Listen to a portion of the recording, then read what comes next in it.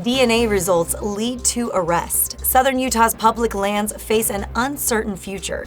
And your daily weather forecast coming up with highs, lows, and everything you need to know for the days ahead. You're watching St. George News at 5, brought to you by our studio sponsor, MeWin Injury Law. Good afternoon, I'm Monica McLaughlin. St. George police charged a second suspect in connection with a high-value jewelry store burglary at Red Cliffs Mall last July.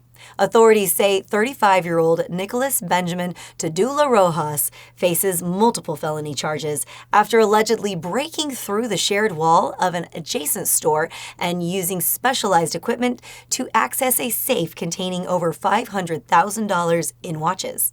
Investigators linked Tadula Rojas to the crime after DNA evidence led to the identification and arrest of the first suspect, Mario Munoz Aliaga, in January. Then, video surveillance footage, which matched images obtained from San Diego authorities, led to Tadula Rojas being charged.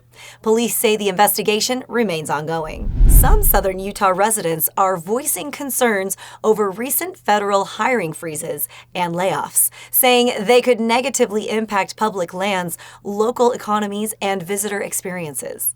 For more on how these changes might affect national parks and nearby communities, here's Stephanie DeGraw. Some say the recent federal hiring freeze and firings are not as efficient as the current administration of President Donald Trump proclaims, and it affects local economies and visitor experiences on public lands. This hits national forests, parks, and monuments as they gear up for the busy summer season. There will be fewer rangers to help and support the record-setting number of people expected at America's 433 national parks and other public lands.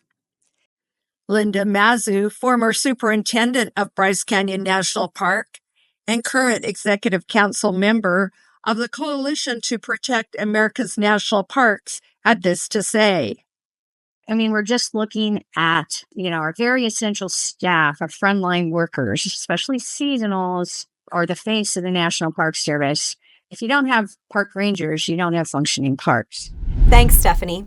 Utah Tech University has officially named Shane Smead as its 19th president, following a formal approval by the Utah Board of Higher Education. We'll go to Nick Fiala for more on the announcement and what's next for the Trailblazers. Madam Chair, I would like to move as a member of Board of Higher Education that we appoint as the 19th president of Utah Tech University, Shane B. Smead.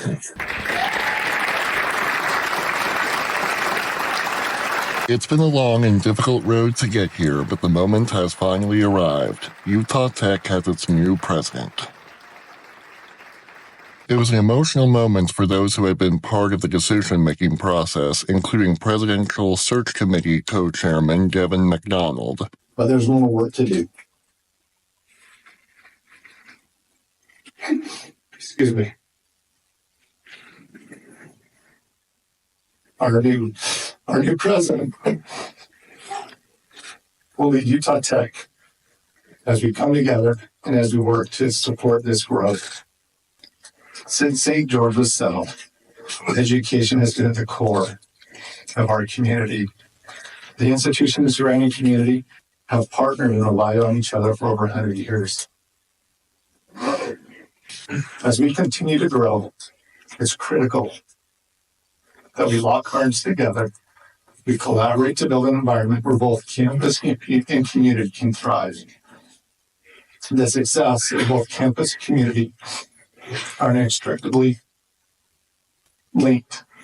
As our community succeeds, so will Utah Tech and our amazing students that come here. Smead promised to set a standard of leadership and dignity for the institution. You have my commitment as president of this university, the 19th president of this university, to make sure that I will hold every single day with great honor. I will lead with great integrity. I will lead with great charity. And all of this for the betterment of our students. I love this institution. Time will tell if Utah Tech's new leader is up to the task. Thanks, Nick. Let's take a look at your daily weather forecast brought to you by Casablanca Resort and Casino. In St. George, it's currently mostly sunny at 70 degrees. Expect a low tonight of 39 degrees, with tomorrow's high reaching 75 and a low of 43. Over in Mesquite, it's mostly sunny and 74 degrees right now.